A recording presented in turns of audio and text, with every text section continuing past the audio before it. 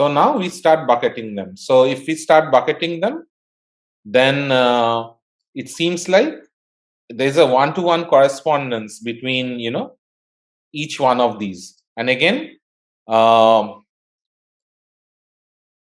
if I take the functional requirements, again, you use your judgment. There is no right or wrong here. There is no, there is no clear demarcation of what to do. It's up to you how you want to, it's up to you how you cut a problem into small problems.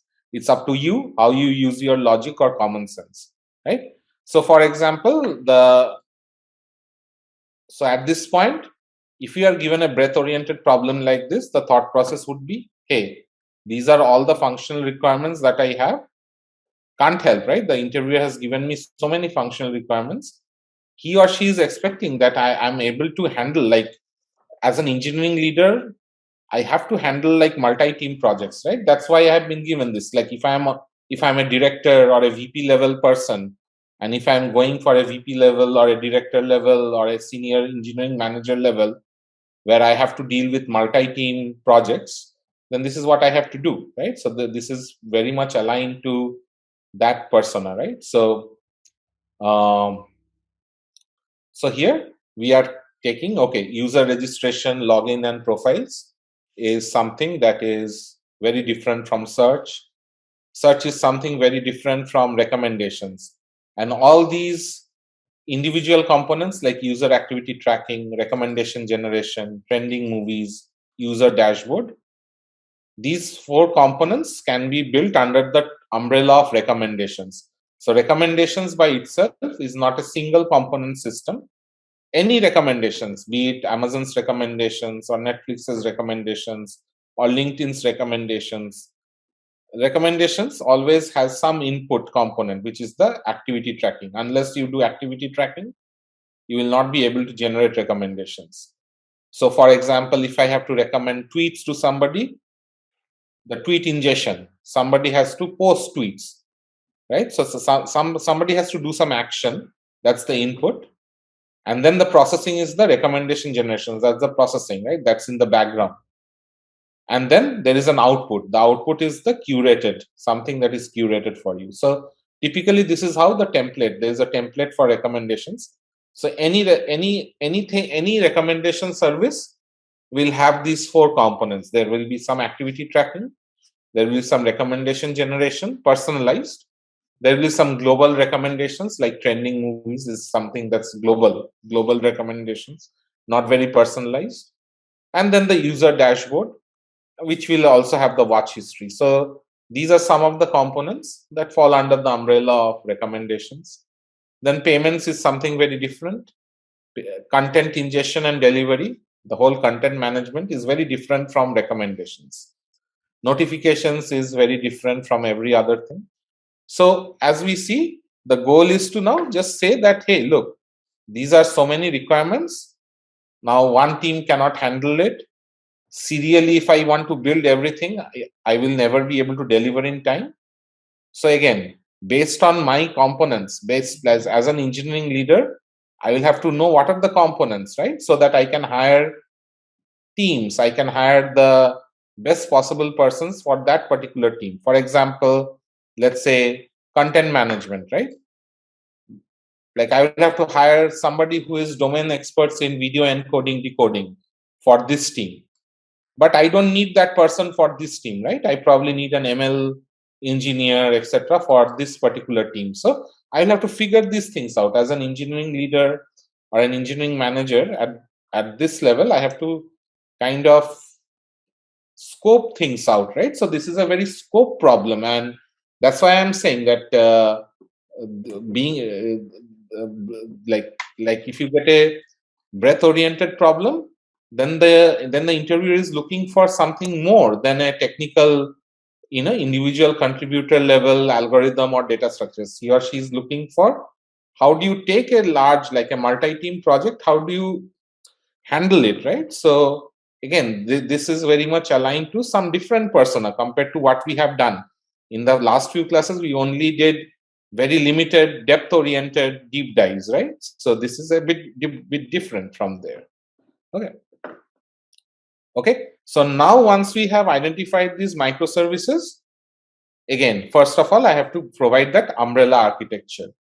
And and until this point, in the last two classes, we had not dealt with the umbrella architecture. Why? Because it was a single black box, right? A single component that we are dealing with. Now there's a lot of components. So as an engineering leader, my job will be, like, believe me, if you are an engineering leader, you will have to do these things in real life. If you want to go to tier 1 companies, you have to do all this, right? So um, so now the third step is proposing the umbrella architecture, which we have not done in the previous one. So this gives us a good good opportunity to see what to do. Like if somebody gives you a breadth oriented problem that has 15 to 20 functional requirements, and then from that onwards, if those 15 to 20 functional requirements fall in 10 or 15 buckets, right? So that filtering that you have already done from the requirements to the microservices, where each microservice is kind of holding a small, like, subset of the requirements. Then the third step is the umbrella architecture. So we'll propose the umbrella architecture. So we'll propose a logical architecture, block diagram of each microservice, and an API gateway to interface between the users and the system.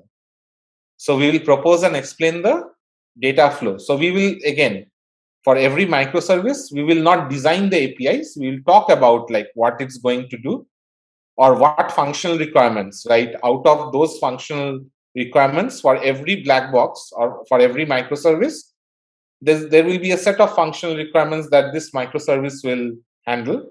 So we will say microservice A handles these subset, microservice B will handle that subset. And if there is a need for data or logic flow, we'll have to draw um, some communication, right?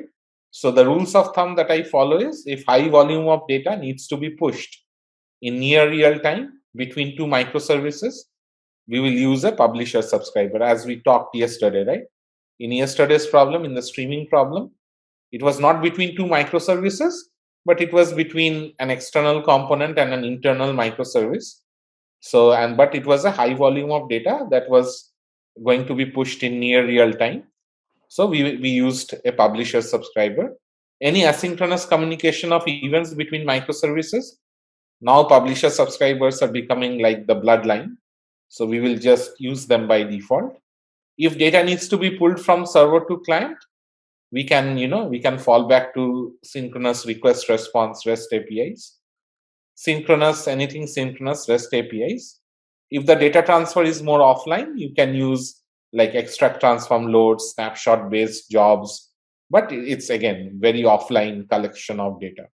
So given that, uh, uh, this is some diagram that that comes to, like, all I did was, for all the microservices, I would draw a um white box or a black box, and then talk about which of those functional requirements will be handled by each, and then I would draw arrows, or I would draw the communication. So here the goal is that if I have a multi-team project, I will kind of, in a large conference room, I will invite all, like, the stakeholders for each of these microservices, and I will talk, like, I will give them a very high level overview of how everything should fall in place together, right? Now each of these guys, whoever are dealing with the small components or the rectangular components, they can go back, they can schedule among themselves. For example, let's say trending movies has to talk with activity tracking, so that team and the trending movies team will probably huddle together sometime, or stuff like that. So I have not put the API gateway anywhere. So where do you think the API gateway would be, Archie? So are you asking if there should be one API gateway between the user and the entire system. So if there's an API gateway, where should I have drawn it, or how its interaction would be? Oh, it should be between the user and the entire system. Yeah, so we should put the API gateway in between the user and the whole system. Now, what is the job of the API gateway? What is its functional requirement? It needs to Of the route. system. So, what is its functional requirement? Yeah, go ahead. It needs to route user requests to the right microservice. Yes. So, given the user request, it's going to route it to the appropriate microservice. So, since it's a system, and as we said, any system is like, or any component or any granular system can either be a key value workload or a compute intensive or streaming analytics. So which category would you put API gateway in? The So it's a gateway system. itself. Yeah, the gateway itself. Yeah, it's a system, right? So a system can Yeah. either, somebody can ask you to design an API gateway, right? So we'll have to take the functional requirements, and since probably it's a single component, right? It's not like a breadth oriented, it's a depth oriented single component. So we'll have to map that single component to either a key value or a compute intensive or stream processing. So what do you think the API gateway is? I'm not super sure, but I would probably say in an interview setting it's a key value. The key value, it's a lookup, right? So it's doing a lookup. Yeah. Given an input, it's doing some lookups to, it's doing some like X to Y, right? It takes X, does some lookup to return Y, right? It's a lookup problem, right? So lookup problem is nothing but a key value, CRUD, right? Read. Given a key, you get a value, right? So you're getting something as an input. You're doing some lookup, right? So lookup is always a key value workload. Okay, so the API gateway is nothing but a key value workload. So if somebody wants you to design an API gateway, you can go back to our key value, how to design a key value workload, and you can do it. There will be a data model, and I don't want to go into how to design, like, but you can fall back to designing a key value workload based microservice. If somebody wants you to design a API, because API gateway is also a system, right? So now this API gateway will sit between this. So each of them is a system, right? The account management is a component or a microservice. Each of them are components. Now, as we said, I will put some cylinders, pubs of cylinders, if high volume of events have to be sent in near real time, or I will do some batch processing. So I will like the direct arrows are REST APIs. Okay, that's how I am drawing it. Now I have not drawn anything for search. So somebody is asking where to use load balancers, or where to use load balancers come in the picture at a later time. Load balancers are meant for scalability. So we are taking the problem at a high level. Now when we start digging deep, or when we put a microscope or a magnifying glass on each one of them, they will start expanding, right? So we are at a very high level, we will start expanding, right? So let's wait for the expansion, and then we will see where the load balancers come in the picture, right? Okay, so the search microservice or the search component, I have not drawn any arrows. So Archie, can you say, like, who is going to talk to search, or like, Yeah, my background is in search and recommendation, so yeah, this shouldn't be that hard. The user should send a request to the search API and through the API gateway.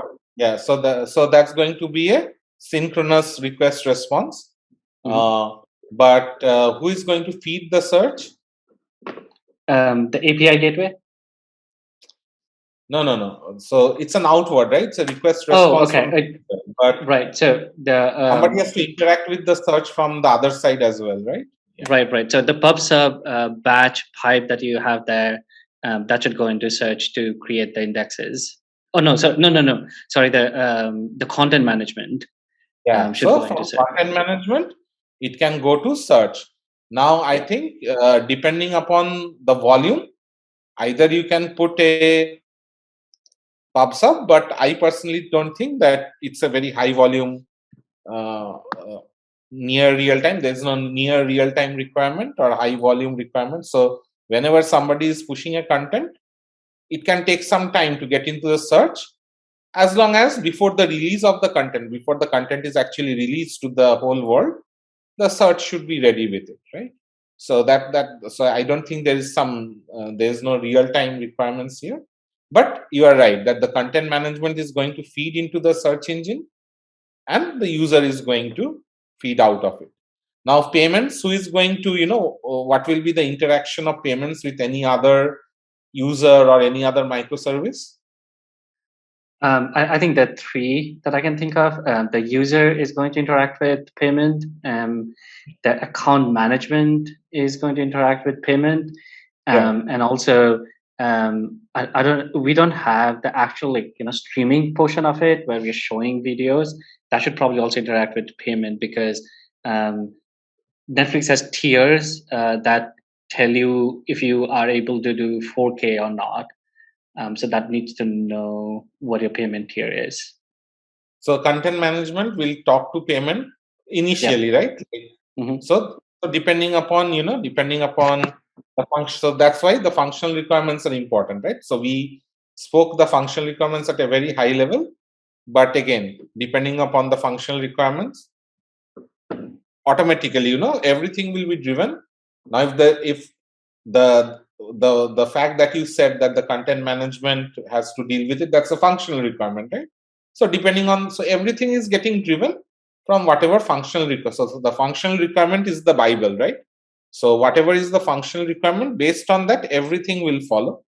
So that's good. That's a good thing that you said. So this is how it's going to be. Let me take some questions now. Stephanie, you have a question? Yeah, you can talk. Manoj, you have a question? Yes, yeah. Hi, Nilay. So my question is about the API gateway. So I was thinking the API gateway sits between user and account management only, because that's the first interface with the user. If that is not validated, the user will not go and do the activity tracking, right?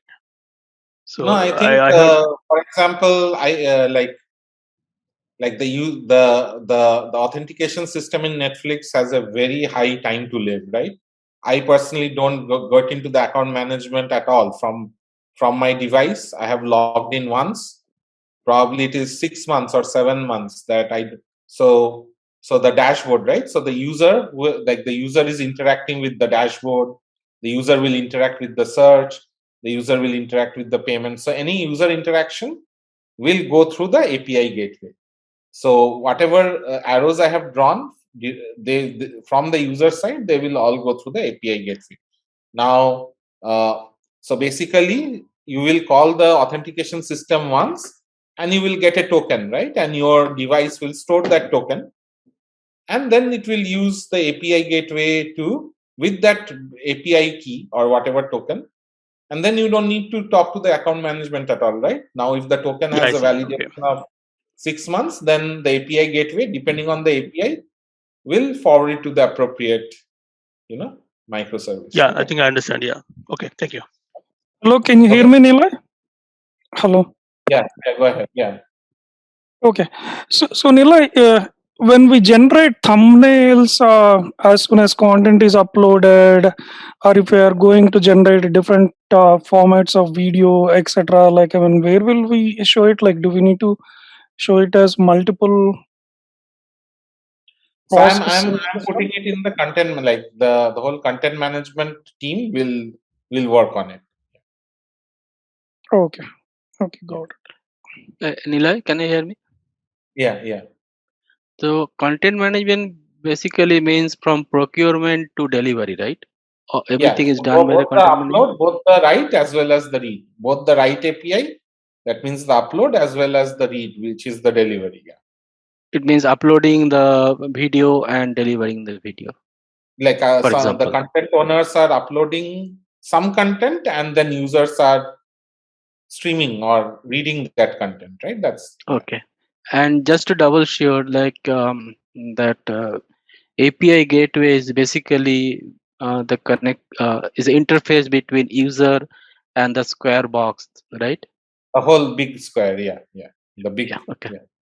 Okay, got it. Thank you. Okay. And So this is again, this is very, like, if you have to, like, let's say you have to draw at a moment's notice, right? So this is a good way to draw, because tomorrow you will get a different problem, right? So it all comes from your functional requirements. From the functional requirements, you will draw certain boxes. Either, so if there are 10, 15 functional requirements, you have less than equal to 10 or 15 boxes to draw, right? Now all the boxes that you have drawn, you have to kind of show the relationship, etc., right? So that's mostly it. Now, if all your 10, 15 things map into one box, no need for an umbrella diagram. But if all the 10, 15 things, they seem to map into different boxes, then you have to draw the umbrella.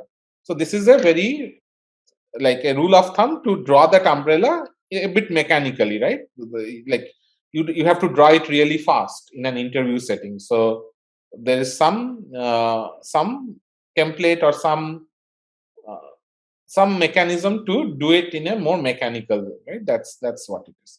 Then so comes, Nilay, like in this diagram, like the high level diagram, like it's very good. I think like the interviewer will quickly get it.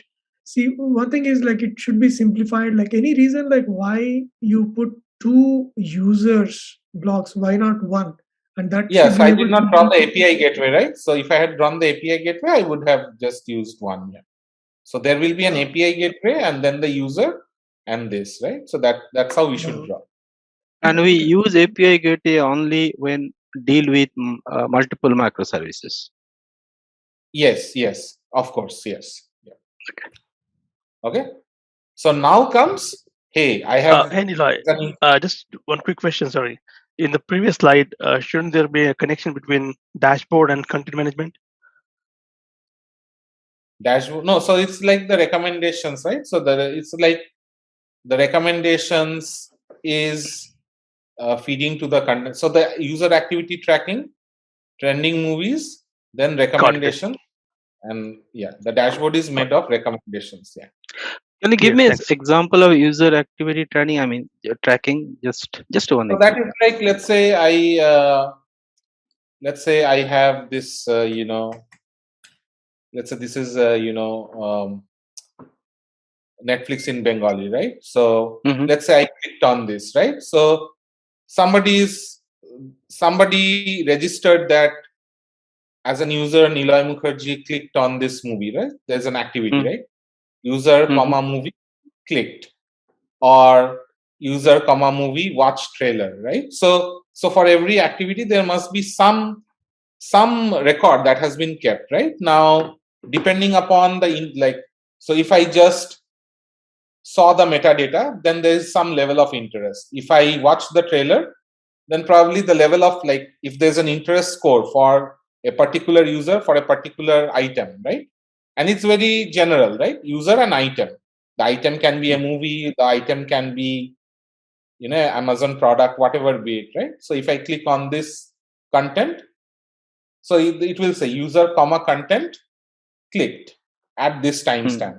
User, content, watched the thumbnail in this. So this will allow the recommendation guys, right? That the brain of those machine learning people, the PhDs, to now consume it, and then they will try to score or try to recommend, right? So that's how it would be. Yeah.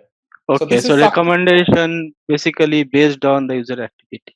Yeah. So that's like why in it's the like, Amazon. Okay. Yeah. Okay. Like, so this is like this is not a forward, or this is not a explicit microservice. This is an implicit microservice. For any kind of recommendation, you have to have some notion of interest, right? So this is the way to probably gather interest.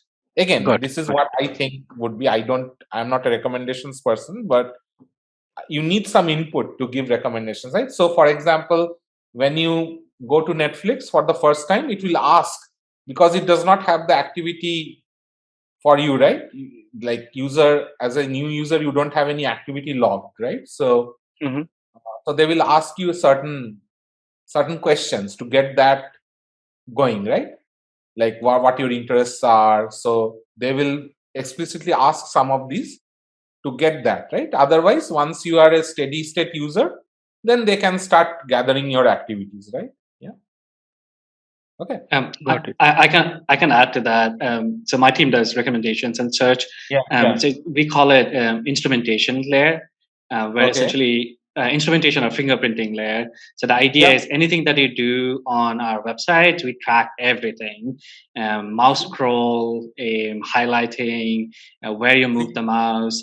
And then on your phones, what you're viewing right now, we call it a viewport. So everything that you do on the app, we track everything. We know what portion of the phone you're focused on at this point in time.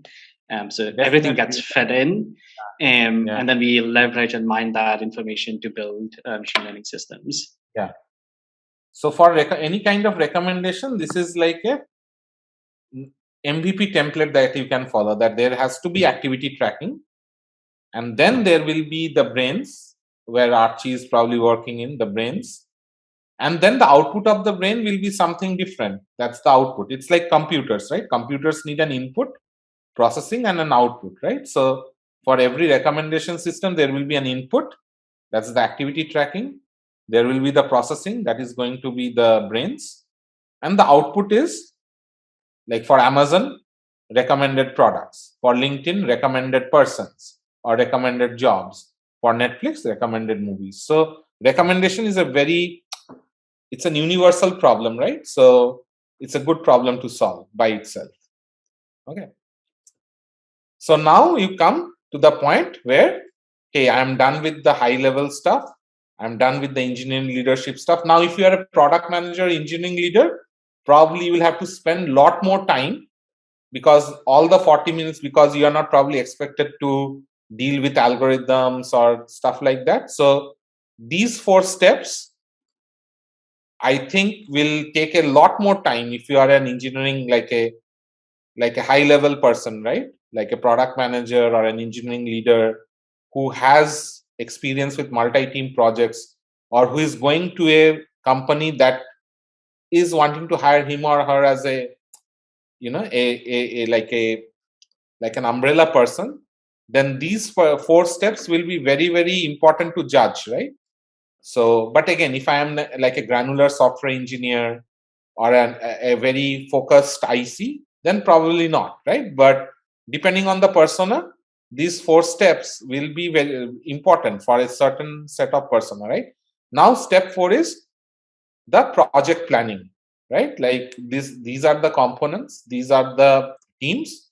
Now, if you're a project manager or a project coordinator, then this step actually is not that trivial, right? You really have to, draw Gantt charts, etc., to figure out, who would do what, the scoping, the ETAs, right? The planning, right? So this is the planning phase.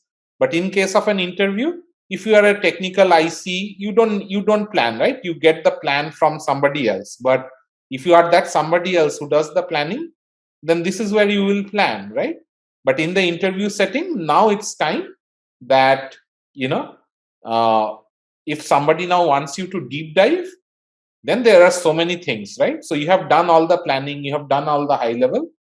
Now comes the point, if the interviewer now says, hey, look, I have 20 minutes left, or I have 10 minutes left, now I want you to deep dive, then comes what to deep dive on. So if there are too many microservices, at this point, after you have gone through this process, you will have to kind of say, okay, these are the things that I would want to focus on, and we will go with, each of these. Okay. Want to become a software engineer at Google? You can, like thousands of our students. You just need to learn from those who've already cleared FANG interviews. At Interview Kickstart, our interview prep courses are developed and taught live by 150 plus instructors from Tier 1 companies like Google and Facebook. Our courses are tailored to help you crack software engineering domain interviews, including back-end, full stack, machine learning, embedded systems, data science, and more. To learn more, book your free webinar slot today